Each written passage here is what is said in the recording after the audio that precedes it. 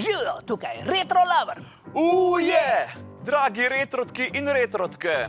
Spet ste nam na YouTubu postili cel kup komentarjev. Nekateri so bili bolj samozavestni, nekateri manj. Bobby, kdaj si pa ti nazadnje kaj naredil samozavestno? Včeraj sem se kar odločil, da povem sosedi Špeli, da mi je všeč. Šel sem do njenega stanovanja in pozvonil. In kaj se je pa zgodil? Ja, nič, ni bilo doma. Tako da bom probal spet naslednji let. Bobby, 3, 4. Začnimo!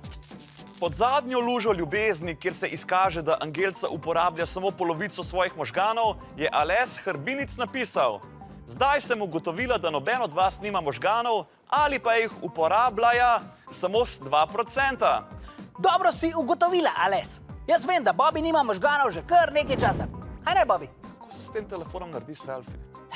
A vidite, nekateri nam pošiljate predloge za naslednje videe. Karlo Kočevar Polak je napisal: dej naredite še kakšen video sliva nadaljavo. Joj, vse res, sliva.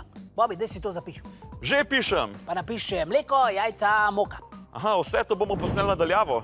Ne, spomnil sem se, da morava v trgovino, pa delam seznam. Bom naredil slivovo pito. Ah, Silvester! V rubriki komentarji, ki jih ne razumeva, najprej čist nič nisva razumela komentarja Lajre Eli, ki je napisala: Uteva Ana Jado, Ašjobjan, Eciv. Potem pa je dodala: malo razmislite in razvozlajte komentar. Komentar sva obrnila in ugotovila, da piše: vi ste najboljša oddaja na Avetu. In zdaj lahko ponosno rečeva, da ga še vedno ne razumeva. Pod videom, kjer vas sprašujemo, kaj boste po poklicu, je Filip Korošec napisal: jaz bom gozdar ali pa kontrola prometa. Mega špon, Filip! Kakšna kontrola prometa pa boš? Mogoče semafor, Ali pa stop znak. sam ne biti ležeči policaj. Sliši se kot v easy služba. Ampak na koncu dneva si čist povožen.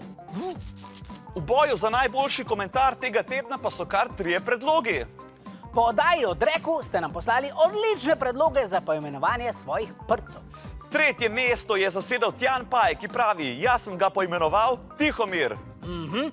Bor Repnik je svoj prdec poimenoval Punki, ker je kratek, ampak smrdljiv. Zmagovalec pa je Til Pucko, ki je prdcu nadel ime Osvežilka. Čestitava!